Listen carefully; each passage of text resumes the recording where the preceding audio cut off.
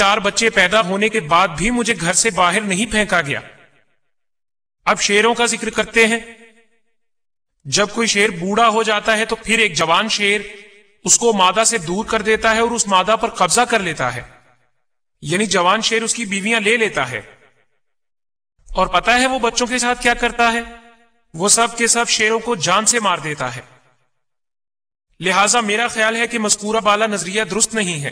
تمام تر جانوروں کے گروہ ہماری طرح یعنی انسانوں کی طرح نہیں رہتے۔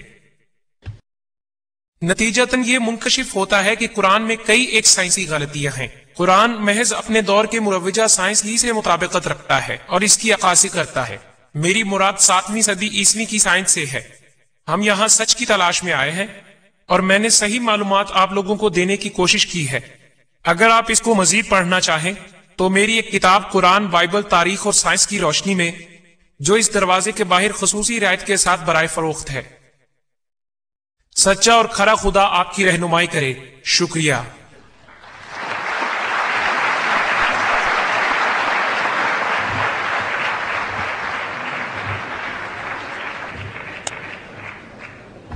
شکریہ ڈاکٹر کیمبل آپ کے خطاب دینے کا۔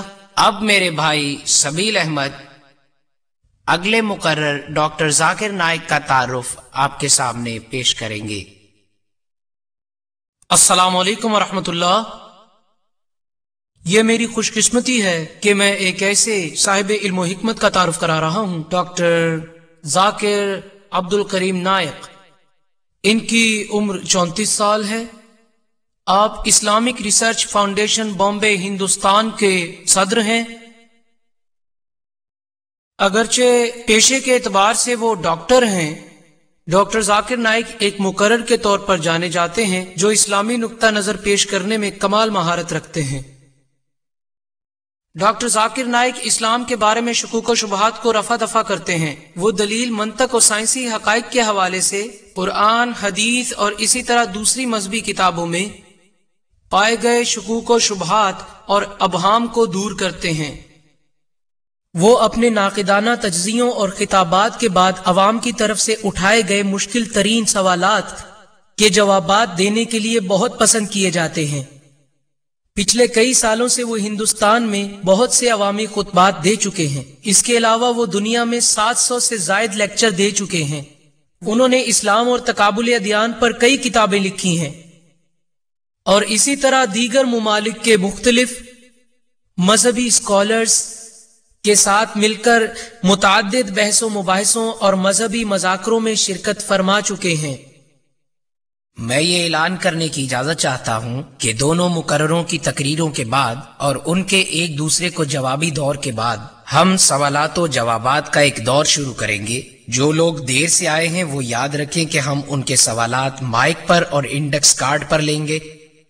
خواتین و حضرات، میں دعوت دیتا ہوں ڈاکٹر ذاکر نائک کو کہ وہ اپنے خیالات کا اظہار کریں۔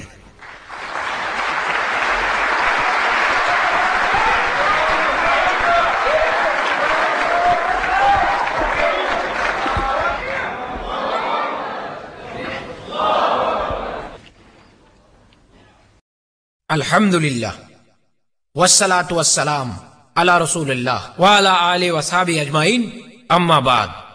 اعوذ باللہ من الشیطان الرجیم، بسم اللہ الرحمن الرحیم۔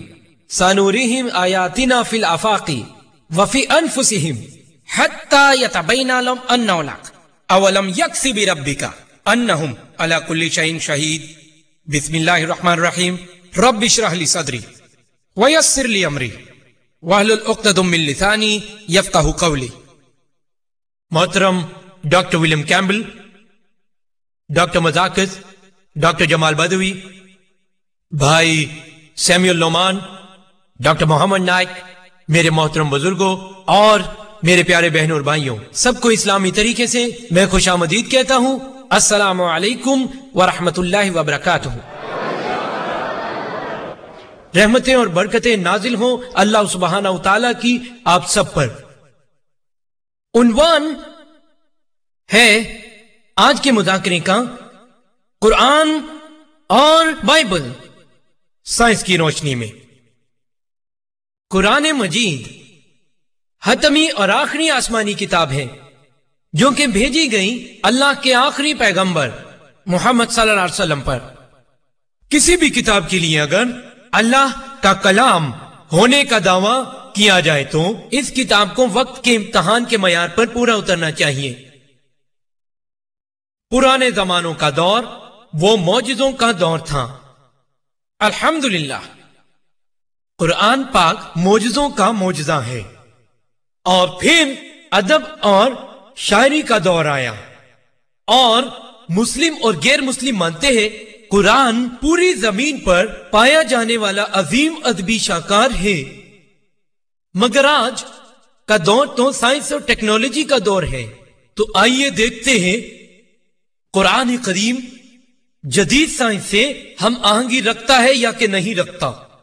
البرٹ آئنسٹائن نے کہا سائنس مذہب کے بغیر لنگڑی ہے اور مذہب سائنس کے بغیر اندھا ہے۔ میں آپ کو بتاؤں گا کہ یہ قرآن کریم کوئی سائنس کی کتاب نہیں ہے، SCIENCE، بلکہ یہ تو صرف سائنس SIGNS یعنی علامات کی کتاب ہے، اور اس میں 6000 نشانیاں ہیں یعنی آیات، اور ان نشانیوں میں